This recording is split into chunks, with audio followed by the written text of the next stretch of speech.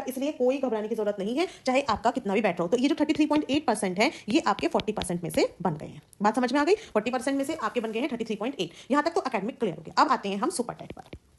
Super TET पर आए। Super TET आपका होगा, टोटल मार्क्स कितने होंगे सुपर टेट के? 150 मार्क्स का। 150 मार्क्स का आपका सुपर टेट होगा। इसमें से सपोज करिए, एग्जांपल में ले रही हूं, आपके आ गए हैं 100 मार्क्स। कितने आ गए? 100 मार्क्स। अब सुपर टेट की 60% कैलकुलेट होगा, वो भी किसके? सुपर टेट के परसेंटेज का, सुपर टेट के परसेंट का। अब आपने 150 में से 100 नंबर स्कोर करे हैं सुपर टेट में, एग्जांपल। तो आप इसकी परसेंटेज निकालिए, पहले परसेंटेज निकालेंगे। ये कटा कितना, कितने परसेंट आपका बैठेगा पहले आप ये देखेंगे, क्योंकि इसमें 100 नंबर जो हैं 100 में से नहीं जुड़ेंगे 150 में से, इसमें हमारे जुड़ेंगे परसेंटेज में से। सबको हमें परसेंटेज में से जोड़ना है। तो ये आपका कितना बैठेगा? 66.7 मान लीजिए, 66.7%। अगर मैं राउंड ऑफ करके बैठूं तो आपका बैठेगा, आपने इसमें 100 नंबर आए हैं तो आपने 66.7% स्कोर किया है। कितना किया है? 66.7%।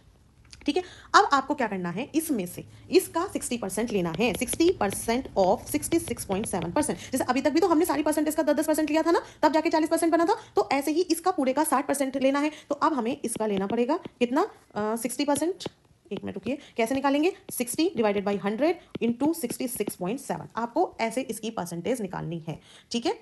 तो अब आप देखिए कितना बैठेगा, आपके नंबर बैठ गए 40.02। ये आपके इतने नंबर बैठ गए हैं, ये बन गए इतने नंबर सुपर टेट में, यानी कि इतने पॉइंट्स आप मान के चलिए। इधर आपका एकेडमिक में कितने बैठे थे? 33.8। अब मैं वापस यहाँ पे आऊंगी, आपके एकेडमिक में बैठे हैं, फिर देखिए कैसे मेरिट बनेगी। अब क्या हो गया भाई, एक सेकेंड। एकेडमिक में आपके बैठे थे, यहाँ पे देखो हमने कैलकुलेट किए थे ना, 40% में से कितने बने थे? 40%, 33.8 बैठे हैं। और ये हमारे बैठे हैं, अगर हम इसकी बात देखें, ये कितने बैठे हैं? ये हमारे बैठे हैं 40.02।